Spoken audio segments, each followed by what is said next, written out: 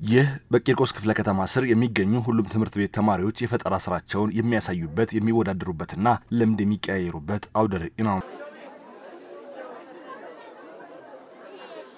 ሁለት ቀናት በሚቆየው በዚህ አውደ ርዕይ ላይ ተማሪዎች በአካባቢያቸው ባገኟቸው ቁሳቁሶች የሰራቸውን የፈጠራ ውጤቶች አቅርበዋል። እዚህ ላይ ሰራውት በአግሪካልቸርና በፊዚክስ ዘርፍ ነው የሰራነው። በቲም ነው አንድ ላይ ሆነን ነው። ቲም ኔማችን ደግሞ ዲጂታል ኢትዮጵያ ነው። የሰራነው ሁለት ነገር ነው።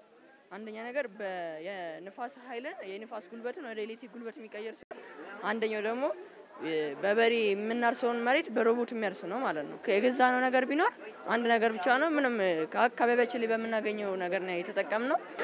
የሰራውት የፈጠራ ስራ በፊዚክስ ትምህርትም ቢሆንም ይታሰብ የተደረገ ለአዛውንት ለህፃናትና ለአካል ጉዳተኞች ታሳቢ ተደርጎ የተሰራ ነውና ይህን ደግሞ የተለያዩ ትራፊክ አደጋዎችን ለመቀነስ ነው የተሰራ።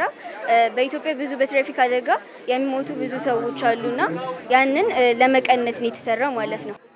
ይሄኛው የሚሰራው በቀረብ ስንል ሴንሰሩ በራሱ ሴንስ አድርጎ ይከፈታል። ለ5 ሰከንድ ይቆያል። እዚህ ጋር የሰራነው ደግሞ ለኤስአይኤ ዌብሳይት ነው። ዌብሳይቱ ደግሞ ቆሻሻ ለመጣልና ቆሻሻ ለመሰብሰብ ለመርዳት ነው። እዚህ ሰራ ነው የስተዲ ኢፊሺየንሲ አፕሊኬሽን ነው፣ ዌብ አፕሊኬሽን ነው።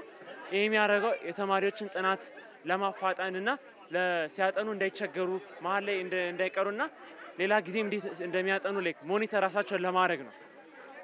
አንድ መጀመሪያ የሰራ ነው ዌብ አፕሊኬሽን፣ ሁለተኛው ደግሞ ሲያጠኑ ደግሞ እንዳይቸገሩ ላይክ ወይም ስክሪን ኤነርጂ ነገር እንዲሆንላቸው ሶላር ላምፕም ሰርተናል፣ ለማጥኛ ላምፕ የሚሆን።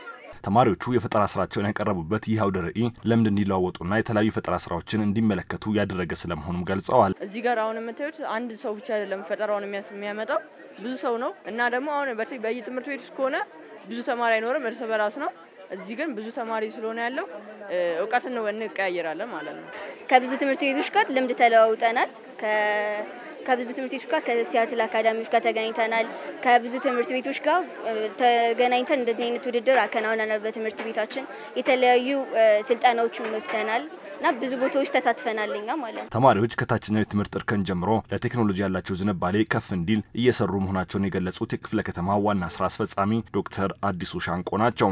ተማሪዎቻችን ስራ የሚፈጥሩ ቴክኖሎጂን የተላመዱ ቴክኖሎጂ ማላመድ ብቻ አይደለም፣ ቴክኖሎጂ ማኒፑሌት ማድረግ የሚችሉ ቴክኖሎጂ መፍጠር የሚችሉ ቴክኖሎጂ ማስተዋወቅ የሚችሉ እንዲሆኑ በትምህርት ዘርፍ እንደ ሀገር ሰፊ ስራ እየተሰራ ነው ያለው።